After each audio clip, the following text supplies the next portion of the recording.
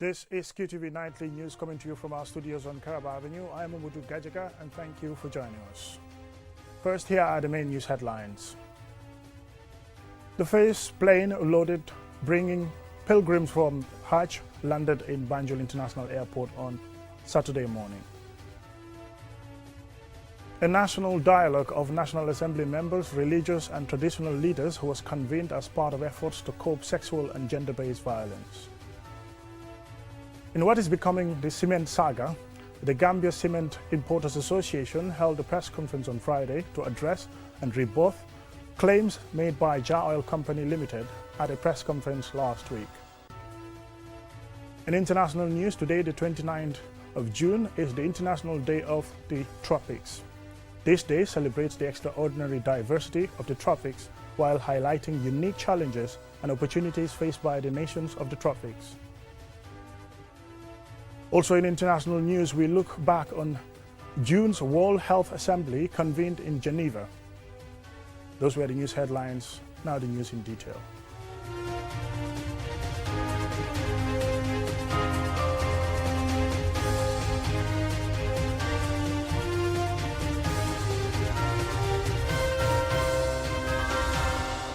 Welcome and thank you for joining us. This is QTV News. A plane landed in the Gambia today, Saturday, bringing returning pilgrims home after successfully completing the Hajj pilgrimage in Mecca, Saudi Arabia. Lena Igwenyipa reports. The pilgrims were greeted with jubilation and warm embraces at the Banjul International Airport as family and friends gathered to welcome their loved ones. Ajarugiatu Jallo, a pilgrim with Tiwawan Travel and Tours Gambia, Yamar Jaju, a QSL staff member, and Sekou M. Juara, an Ajib Bank staff member, all of whom departed the country about a month ago, expressed gratitude for a safe journey and shared their spiritual experiences. The Hajj was very successful, Alhamdulillah Rabbil Alameen. We were able to do all our spiritual rites, Alhamdulillah Rabbil Alameen. Santa Yàlla lu bare bare julli ci sanga bi di Seydina Muhammad gërëm suma ñaari waajur. I give immense gratitude to Allah and send blessings to the Prophet Muhammad sallallahu alaihi wasallam. I also want to thank my parents, my boss Muhammad Jah and his wife and family. Alhamdulillah for the Hajj. While Hajj can be challenging, it is truly about praising Allah.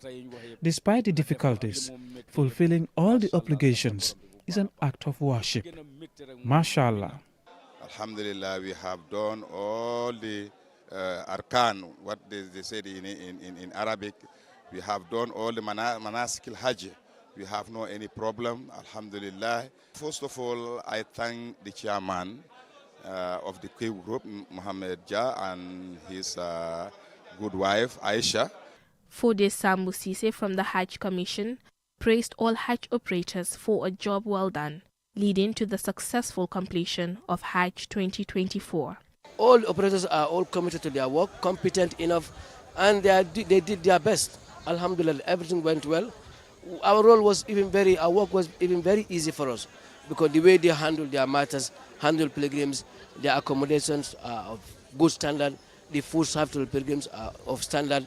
You know, even government dishes, that's what they eat. So, Alhamdulillah. Mariama Aduletsi, the Managing Director of Tiwawan Travel and Tours, and Ami Sherry, Managing Director of Orbit Travel Agency, both expressed satisfaction with the smooth travel arrangements and the safe return of their pilgrims. We went in peace and we are back in peace, Alhamdulillah. With the help of Allah subhanahu wa ta'ala, we think the Hajj was successful this year, apart from the heat. There was a lot of heat, mashallah. It was very hot this year, mashallah, mashallah, alhamdulillah. But we were able to perform all the rituals successfully. And as usual, to our own travel, Shekau Shekanam is the best, mashallah. So we just have to thank the Almighty for allowing us to witness this year, and may we witness many, many years to come, inshallah. I would like to thank my pilgrims, the government of the Gambia, the operators, the Hajj Commission especially. As the pilgrims reunite with their families and communities, they celebrate the successful fulfillment of one of the 5 pillars of Islam.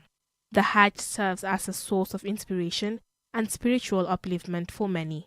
Now, families are preparing to celebrate their loved ones' return and for having achieved such a significant milestone. Reporting for QTV News, I am Lena E. Igwanyiba. The Secretariat of the National Population Commission under the Office of the Vice President on Saturday held a national dialogue of National Assembly members, religious and traditional leaders as part of efforts to curb sexual and gender-based violence, particularly female genital mutilation. Jenna Basanko tells us more. The consultation is meant to enhance National Assembly members, religious and traditional leaders' understanding of gender-based violence issues, the legal frameworks and policies concerning adolescent girls and young women.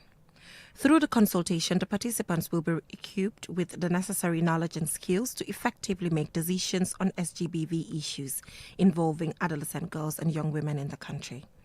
The consultation is timely considering that the National Assembly is yet to finalize on a private member's bill on the repeal of the law banning FGM currently on the committee stage. Here is Mariama Fane, Director of Population Affairs, National Population Commission under the Office of the Vice President. Bringing religious leaders, National Assembly members and the traditional leaders and knowing the influence and the authority that they have, I think this is a very important dialogue. And especially with religious leaders telling us about Islam and what Islam says about FGM. Because if you look at the debate that has been going on since the introduction of this private member bill, it's really very, very clear that FGM is not Islamic, let me put it that way. And we're very hopeful that it's not going to sail through the National Assembly. That much we're very hopeful about, because we have seen a lot of people take a 180 degrees turn when it comes to FGM and child marriage and all the issues affecting adolescent girls and young women. The Gambia Demographic and Household Survey reveals that the prevalence of physical violence against women aged 15 and above have risen from 41% in 2013 to 46% in 2020. This increase includes in rural areas where the prevalence rate was at 47%, which is higher than in urban areas, which is 45%. UNICEF found that approximately 73% of girls and women in Gambia ages 15 to 49 years reported surviving FGM. Uncircumcised women and girls go through discrimination. Deputy Permanent Secretary, Ministry of Health, Fantabai Seka explains. 75% of the population are affected by FGM. The other 25% are also equally affected. I am one of those 25% who have not gone through the operation, but we receive a lot of insults. In our various tribes, especially where my dad comes from, the Mandinka tribe, we're always insulted as Solimas. Sorry for my language. So we also are affected emotionally. So it means everyone is affected. Can we have a Gambia where we walk in peace, with decorum, and respect for each other? National Assembly member for Fuladu West, Jibimbalo, is part of the few National Assembly members who openly defended maintaining the FGM ban. He describes the consultation as the beginning of a sustained collective effort to eradicate gender-based violence in all its forms. I want us to discuss openly where one's knowledge ends, another person's knowledge begins, and putting together the two brings solutions. All I want us to do is to prioritize the rights of children. Let's come up with an agreement which is in the best interest of the country. If the bill is passed into law, the Gambia will be the first country to repeal a law banning FGM in the world. All Gambians await the recommendations of the committee before the third reading. President Adama Barrow, in his State of the Nation address, assured that his government remains committed to enforcing the prohibition of FGM. The Sahel Women's Empowerment and Demographic Dividend Sweat Project supported the consultation. Reporting for QTV News, I am Jenna Bosonko. Now, this saga of claim and counterclaim, or more properly, accusation and counter-accusation, shows no sign of abating. In the latest instance, the Gambia Cement Importers Association held a press conference on Friday to address claims made by Jar Oil Company Limited and to voice some of their other grievances. Lena E. Igwenyiba attended and she now reports. On Thursday, 27 June, members of the Gambia Cement Importers Association gathered at the National Assembly during the President's State of the Nation address. The association held an unauthorized protest as this was one of the high-profile events of the year. It resulted in the arrest of some of their members by the police. The protest was an attempt to raise the greatest amount of political and public awareness over various grievances, including the association's claim that trucks carrying cement belonging to their members have been stopped at the border and prevented from entering the country. Sheikh Cham, one of the arrested members and currently on bail, says they had requested a permit for a peaceful protest but were denied one. In addition, he expressed disappointment at the Ministry of Trade and the government's decision to significantly increase import taxes on cement. We applied for permit to demonstrate 3 times, however, our request was rejected. We are really disappointed with the Trade Ministry for saying he will not reverse the decision on the tax increment to $180. We believe a government can reverse a decision it feels was implemented, however, did not favor its citizens.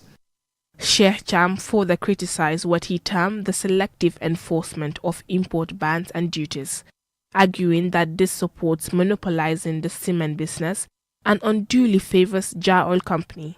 He called it double standards, alleging that Jar Oil Company is able to engage in activities that other importers are banned from. In their media conference on the 19th of June, Jar Oil celebrated the arrival of a cement vessel, confirming that they import cement 100%, presenting it as a significant achievement. What happened to the manufacturing industries that they call themselves? Just a week, this imported cement is finished. Consequently, due to this shortfall, Jar Oil has dispatched tankers back to Senegal to procure additional cement for the same factories that we, the small-scale Gambian importers, have been banned from going to. What happened to the ban on the cement coming from Senegal? Jar Oil buying cement from Senegal, bringing a vessel respectively, I believe that is double standards.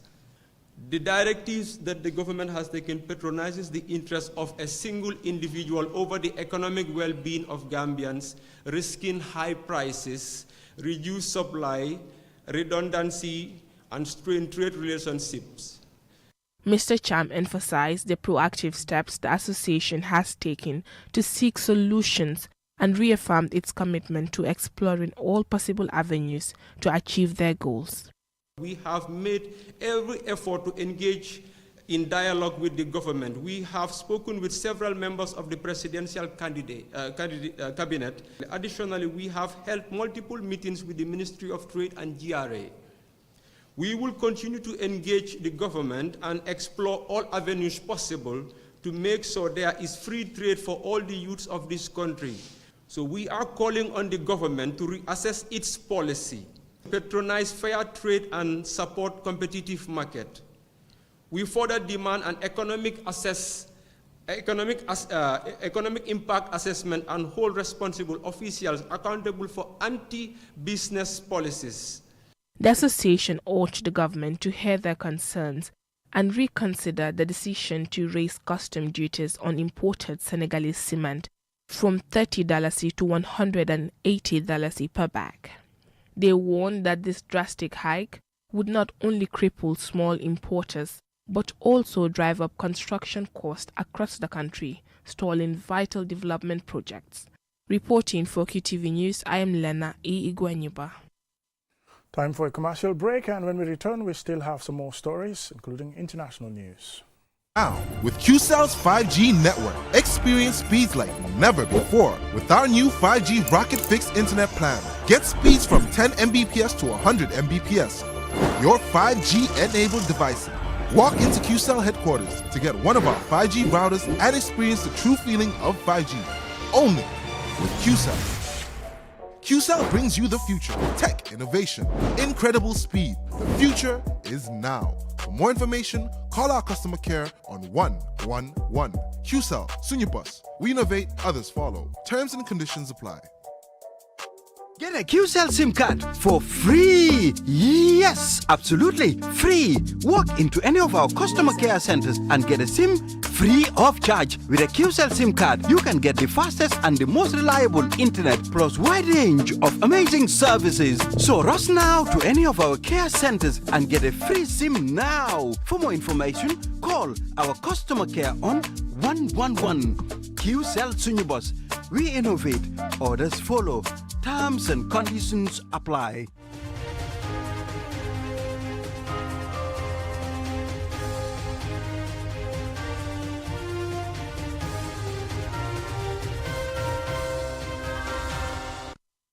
Welcome back and thank you very much for joining us. This is QTV News. Now to international news.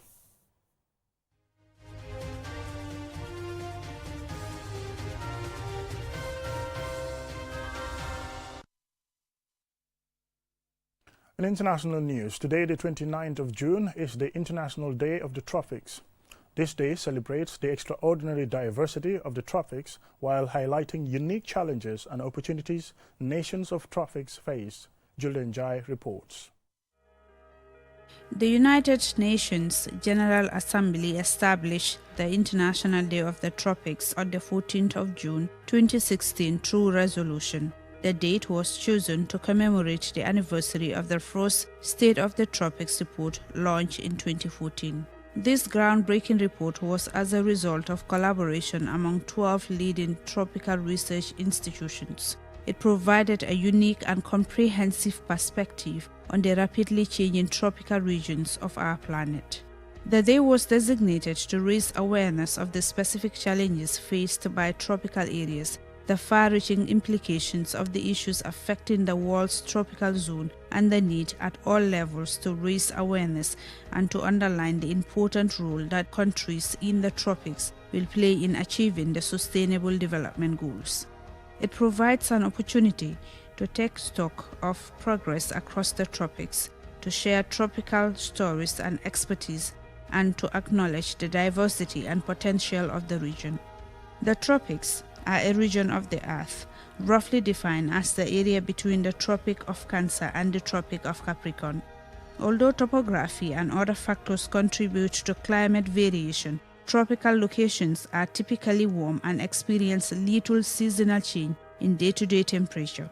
Tropical nations have made significant progress but face a variety of challenges that demand focused attention across a range of development indicators and data in order to achieve sustainable development.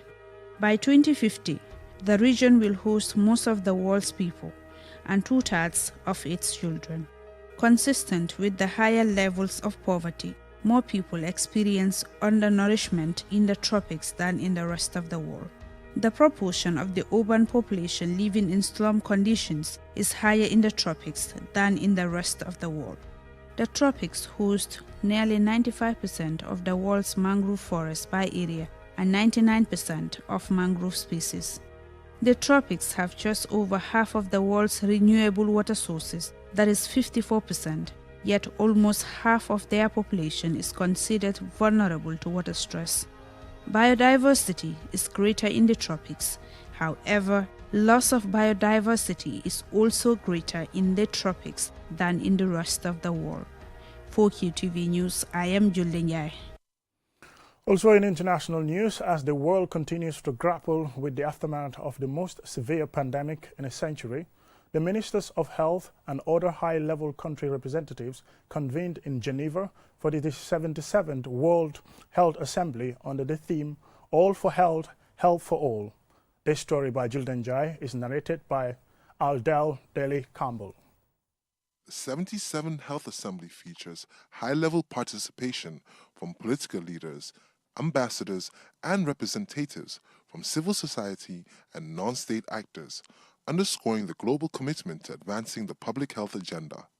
The Health Assembly serves as a critical platform for addressing existing global health challenges such as HIV, measles, and polio, amidst the climate emergency and the rise of conditions like hypertension and obesity. One of the pivotal moments anticipated during the Health Assembly is the Pandemic Prevention, Preparedness and Response Accord, and amendments to the international health regulations, signaling a concerted effort by member states to bolster global preparedness and response mechanisms. The event started on Sunday with WHO investment round efforts, an engagement with current and potential donors aimed at ensuring sustainable funding for WHO. Here is Dr. Tedros Adhanom Ghebreyesus, WHO Director General. Over the past decades, 45 countries have reduced road traffic deaths by at least 30%, and 10 have achieved a reduction of 50% or more. Belarus, Brunei Darussalam, Denmark, Japan, Lithuania, Norway, the Russian Federation, Trinidad and Tobago, the United Arab Emirates, and Venezuela. And we're increasing our work on behavioral science to understand better why people make decisions about their health. Following the Health Assembly's adoption last year of a resolution on behavioral science, we worked with the World Bank to produce a new report showing that while some countries are using behavioral science in policies and planning, it's often fragmented, ad hoc, and not connected to national health strategies. Key moments and outcomes expected during the Health Assembly include the approval of the WHO's 2025 to 2028 strategy, GPW14, to address health-related implications of such megatrends as climate change, aging, migration, and advances in science and technology. The 4-year period represents a window to get the health-related Sustainable Development Goals back on track. On Friday, 31st May, the Health Assembly President will present 6 2024 Public Health Awards to 8 laureates for outstanding contributions to public health.